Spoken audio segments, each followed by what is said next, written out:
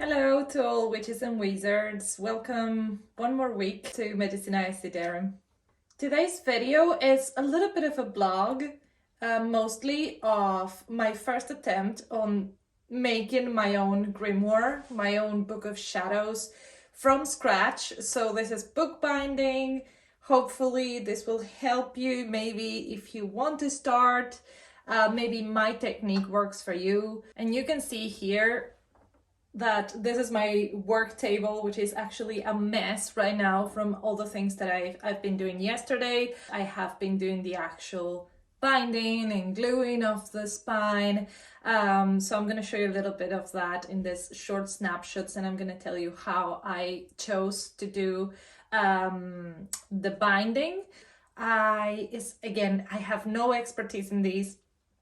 I have actually no experience. This is the first time I try this, and I've been looking and getting inspired by many YouTube channels, and I also been studying in Skillshare how to do bookbinding, and I came up to my own conclusions on how to do this, and I'm gonna show you a little bit how it turns out, how is the process.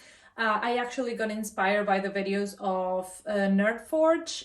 She is unbelievable. She's an unbelievable artist. They both are. They're a couple. And I got inspired by the way that she binds her books, and that is how I chose to do it. And then I mixed up techniques from different people to come up with what I'm coming up. So it's a little bit of a vlog. It's a little bit of a do-it-yourself. Just join me and have fun.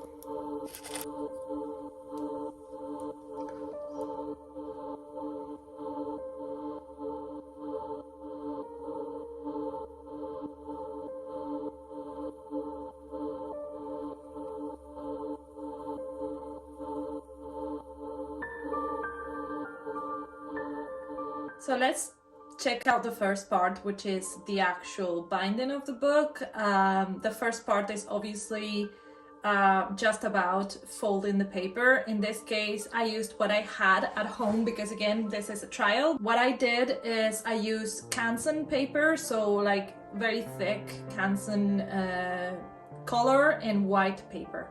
I didn't choose to do the coffee staining of the pages this time because that was actually really time consuming, and I just want to see if I can actually achieve a book, if I can actually bind it, and if it looks good, and if I can do the covers.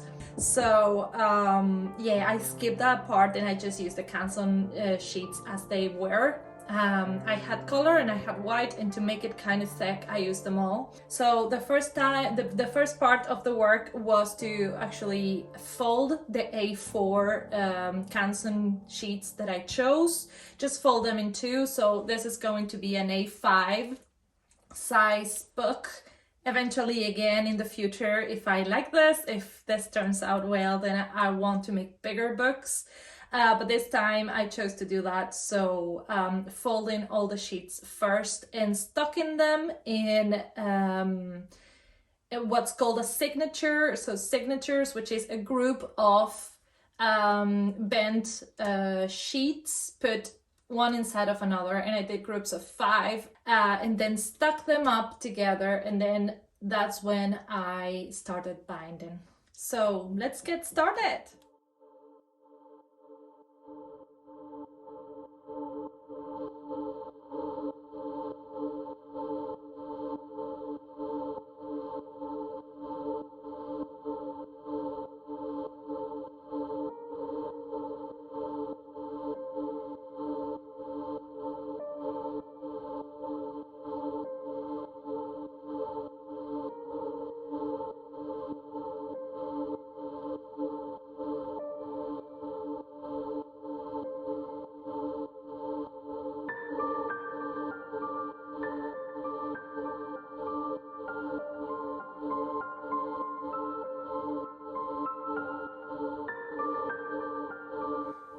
Hey, so what I did in here was after I finished binding the book, I covered the whole spine with PVA glue, and I did this, books to make books, I did this magical support to just apply some pressure to it and allow it to dry for the whole night. So what we're gonna do now is we're gonna check how it turned out. Hopefully it's great, but I can see that it's a little bit misaligned. So what we're gonna do right now is first of all check it out. Oh yeah, this is very important. I put 2 pieces of cardboard that I wasn't gonna use because this has glue, and otherwise it would have been glued to all my books. So cardboard, magazine, anything that you don't use, you can use it here. It's pretty sturdy, it's pretty strong. Just checking out how this turned out. So yeah, this is how it looks. Terrible, but it's going to look better very soon. I'm glad that it really is really sturdy and solid. So what we're gonna do now is we're gonna hammer, and you can see the binding in here. Closer, there you go. So what we're gonna do now is gonna grab a hammer, and we're gonna hammer down the spine just to shape it really nice and rounded like it should be.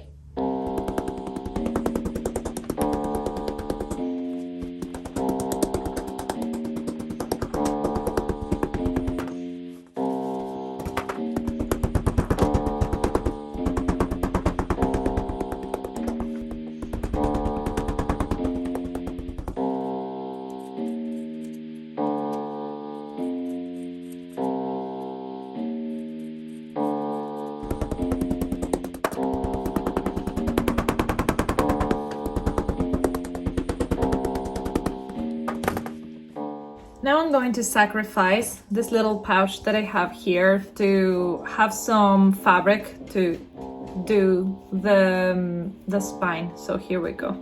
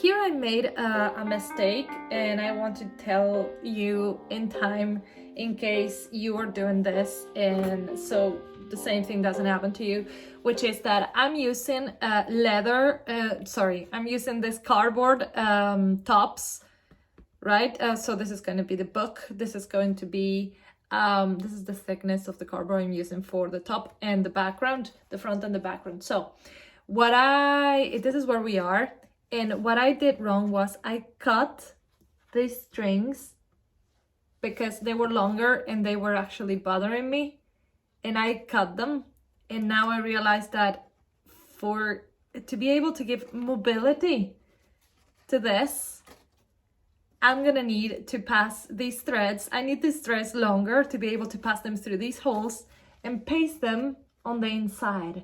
But I need long enough threads so this has mobility. Now these are so short that the lid is gonna actually be stuck. So I'm just gonna see, and probably what I'm gonna do is I'm just going to paste these on the top, or maybe even underneath, and then I'm gonna have to give it some sort of support somehow. So I'm gonna have to use another fabric, sort of hugging the front and the back. Let's see what happens. Let's see how it works, and I'll show you.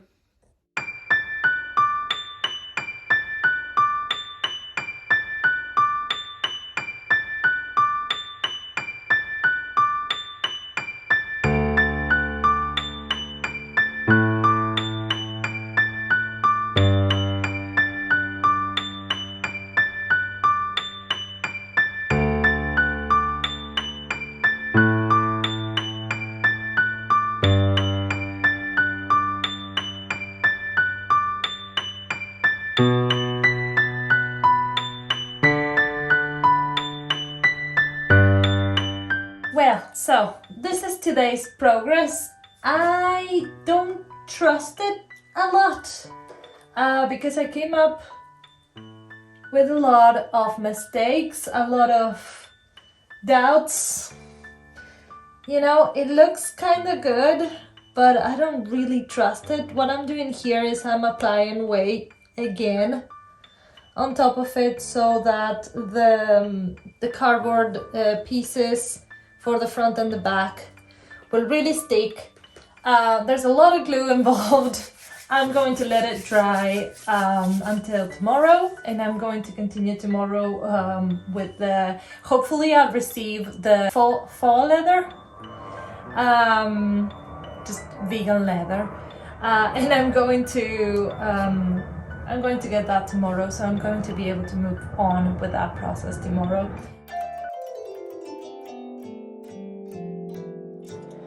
Well, so this is the result of how it turned out once I already pasted the front and the back. I'm very pleased with this. Actually, it really pasted really well, and I think we can totally sort of dissimulate the strings. It's gonna be good when I cover it with the leather. This is the inside. I am very happy with it too. I had no problems. I told you about the problems of doing this movement. It gets marked a little bit in there when I open it, but again, with the leather, I don't think this is gonna be a problem. It's not the kind of book that you can sort of open completely, so you just have to, you know, be careful with it. But again, these are the pages, so I'm just checking that everything is all right. I love it. I love how it's bound. I love how it's working, and I am pretty pleased with it. And this is the back. Obviously, this is going to be covered with the leather. When I put it on the outside, it's gonna be. I'm gonna stick it in the inside here, and then I'm gonna have. And this is important. My idea was to leave this last page to cover that, but since I had to use it, because I made that mistake here. Since I had to use it here, I'm gonna have to, once I bend the leather in the inside, I'm gonna have to cover the inside so it looks pretty and neat and tidy. And I think it will work great as a cover for the front and the back. So yeah, I'm pretty pleased with how this is looking.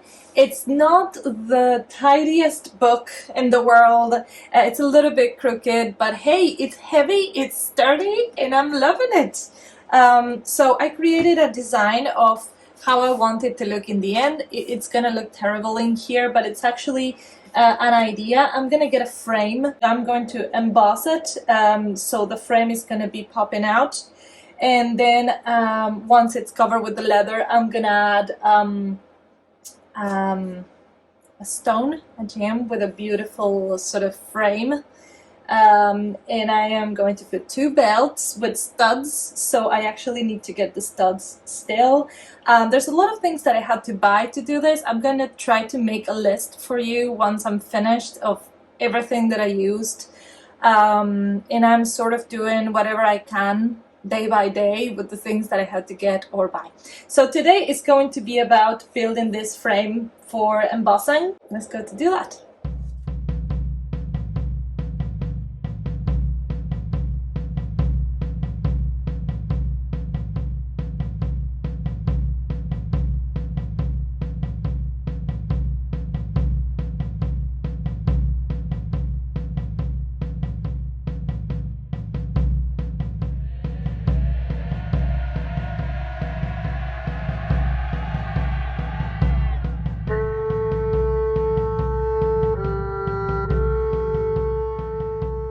So I'm so excited about this. This is the part that I've been waiting for. This is how the book ended up looking after embossing. So this will be the sort of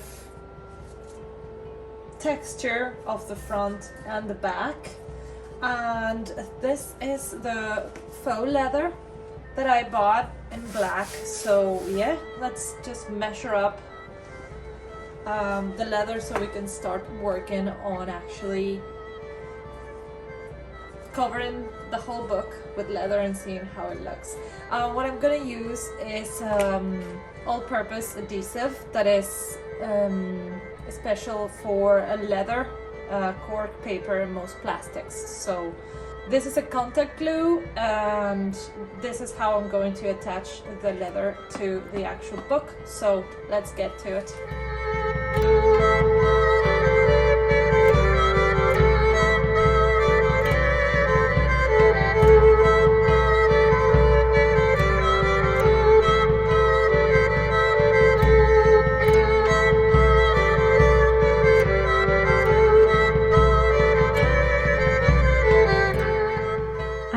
If this madness is going to work, but now that I applied and glued actually the leather on the spine, I attached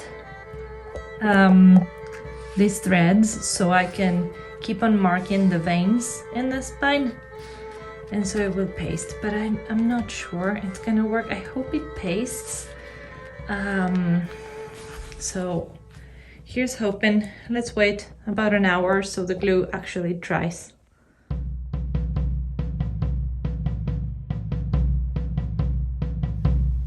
After waiting for an hour, I decided to continue with the putting on of the faux leather. I helped myself with a bone creaser or folder to help the leather sort of match the shape of the book, and this is how it turned out.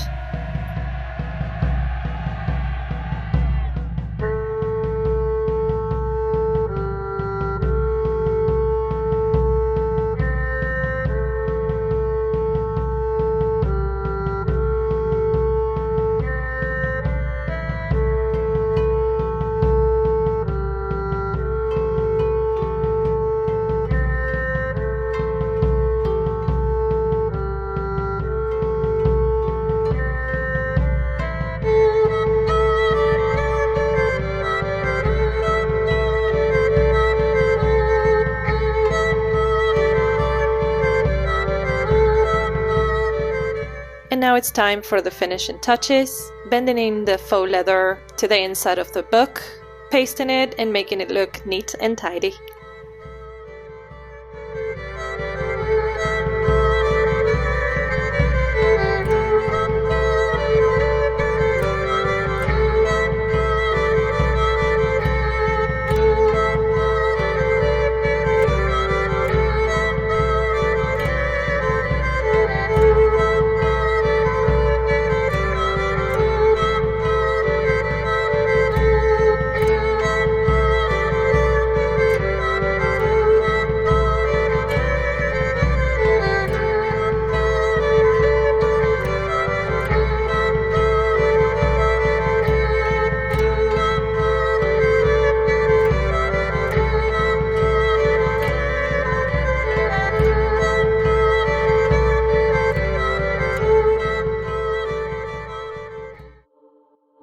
And now, after the book binding and covering with leather is finished, it's time to make some belts. So day 4 is all about making the belts and using studs to attach them to the front and the back of the book. I also applied an amethyst and an ornament, a metal ornament on the front, just like I was telling you, just like I draw. And I also added metal corners to protect the corners in a bronze color. And this is how it turned out. Now the only thing that's left is putting on the buckles and making the holes for it.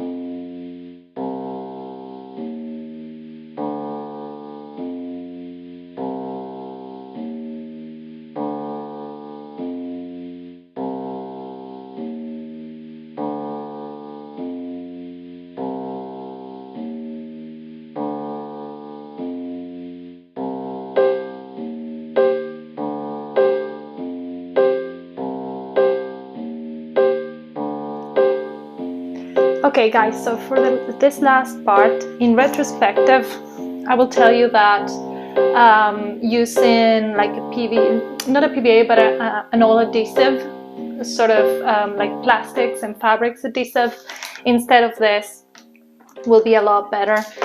What I did was I put the buckles on, as you saw. I didn't have the right tools to do it because I only came with like a card opener and this weird sort of hammer screwdriver. So I used what I had. Again, I wish I had better tools to like make the holes in the belt and make the holes for the studs. But I didn't, so I did what I could, and what you saw was what I had and what I could do. I've also decorated it, and I think it's finished. So I'm pretty happy with the result. It's a really sturdy and heavy book. But yeah, so I just had to put the buckles on and put these little belt holders here. I made them with the same faux leather. Let me show you the end result and how I started using this book of shadows, book of memories, and book of practices. I tried to put all my memories and all the anything that I like to sort of keep a memory of places that I've been to, of seasons of the year, of experiences that I had, and that's the way I'm going to use this book of shadows / diary for. So let's get to the final result.